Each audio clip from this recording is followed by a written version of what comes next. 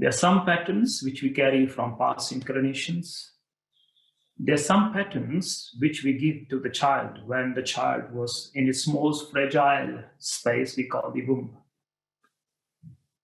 Something may have happened. Something may have happened when that child or that whoever individual at the age of 5 until the age of 12, if a person is having any kind until the age of 12, if a person is having or child is having anxiety, there are a few reasons for that. And then I will go into the solutions. One is that individual's karmic account, which he or she has brought along. Something may have happened in his previous incarnation, due to which the impact, the samskaras, the imprint on the body, okay, have become such that it is expressing it. That's number one. Number two, when the child was in the mother's womb, certain circumstances may have erupted in the external world which impacted that child, due to which that child has gone into a certain pattern. So these are the two main reasons. It's a pattern. And as a child, you can change a pattern. It's easy to change any pattern, before the child reaches the age of 12. Then it becomes a little difficult to change the pattern when an individual goes beyond 21. Then it's even more a bit difficult to change the pattern at until 41. And after 41, it is very difficult. So the yogis, they defined until the age of 41, the body is known as dehe. Dehe. That's the word for body. Okay? Until 41, the body is known as dehe.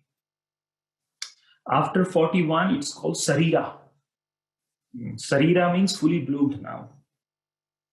Very difficult to change the pattern, fully bloomed. So you're still blooming. As the blooming keeps going and going and going, until at the age of 41, you have completely bloomed.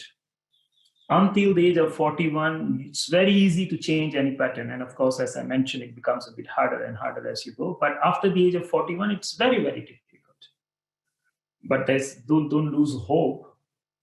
We still have tools and techniques which can help. It will be a bit difficult, but there's nothing which is impossible in the realm of time and space. Okay? So don't be disheartened. I'm not saying it's not possible. It's still possible, but extra work, hard work will be needed. That's all I'm saying. But coming back to this question. So the child is 5 years old. It's not a problem at all. There's full opportunities to change the pattern. And it can be the pattern of the past birth, or it can be the pattern of the womb, during the womb, or it can be both collectively. And also, now I just want to add this in, until the age of 12, the third reason for these, until the age of 12, a child goes through the karma that is shared with the mother and the father.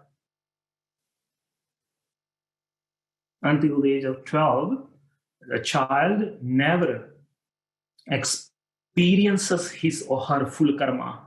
Her karma, whatever she's experiencing, is shared. Her karmic experiences. It's not her individual experience, not her individual account.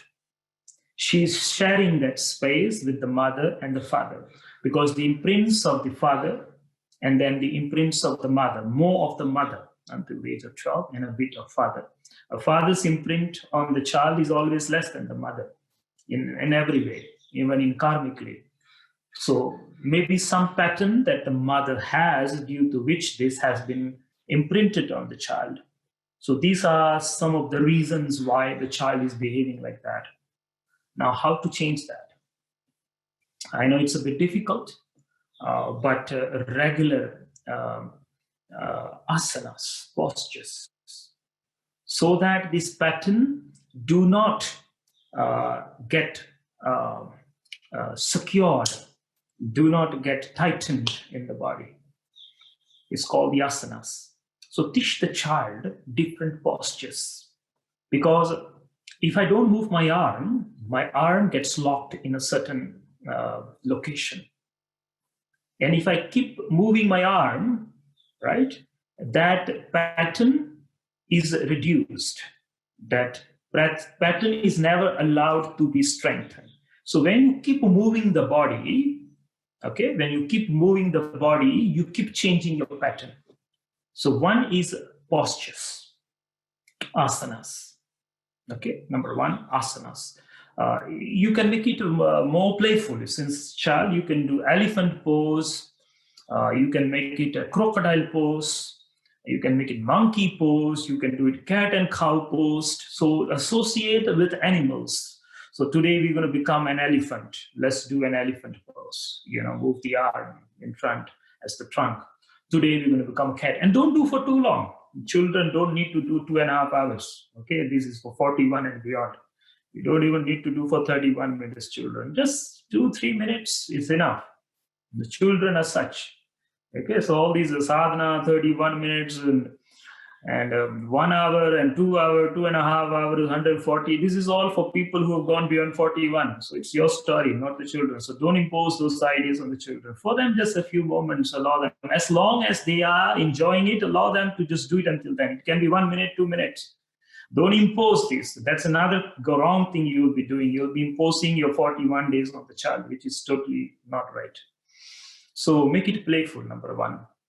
And number two, every day, okay, for 1 hour, allow the child to do whatever it wants to do. Okay, that's very important. Don't confine. When you create confinement around a child, that will give birth to more inner, deeper patterns. So 1 hour every day, allow the child, this 1 hour is yours. I'm not going to interfere. In fact, the will of the child is very active until the age of 12. And we tell the child, don't do this, don't do this, don't do this. The child wants to run on the sofa and we say, don't do this. The child wants to jump on the table, say, don't do this. And when we say, don't do this, don't do this, don't do this, ultimately the child does nothing.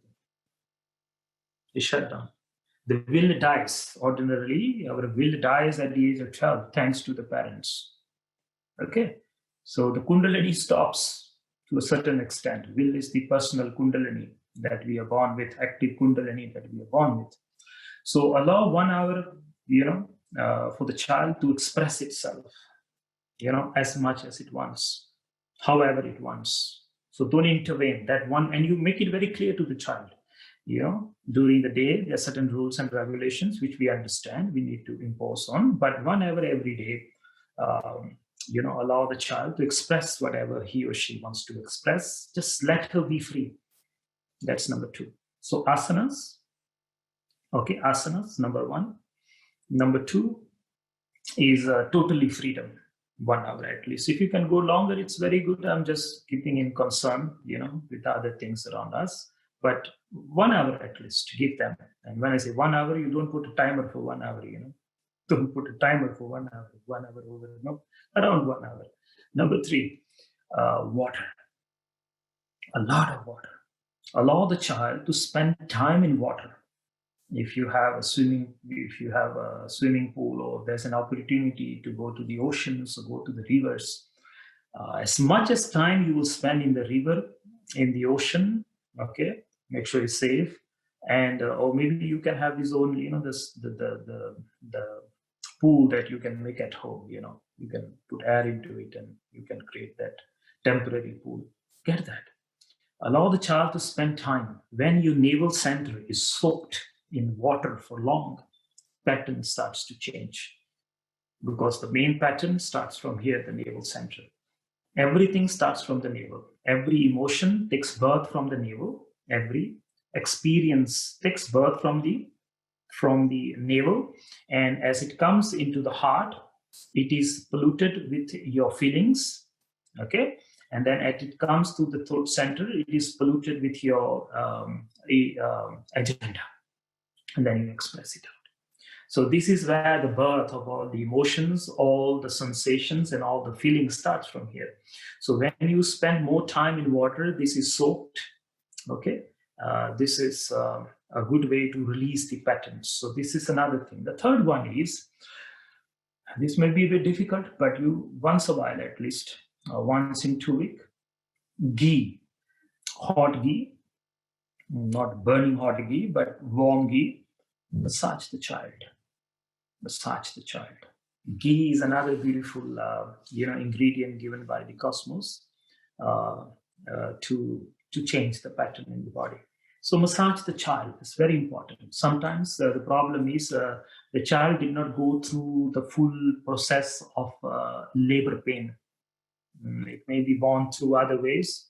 So it was not able to express that pain out as it came out of the womb through the birth channel. So that's also another factor for that. Even ladies after giving birth, not a natural birth, they also go into a certain pattern because the fear and the pain was not released. The anxiety and all that comes along as the child is carried by the mother. It's not released. So even a woman must have, after birth, she must have massages, preferred ghee, but or coconut oil or whatever.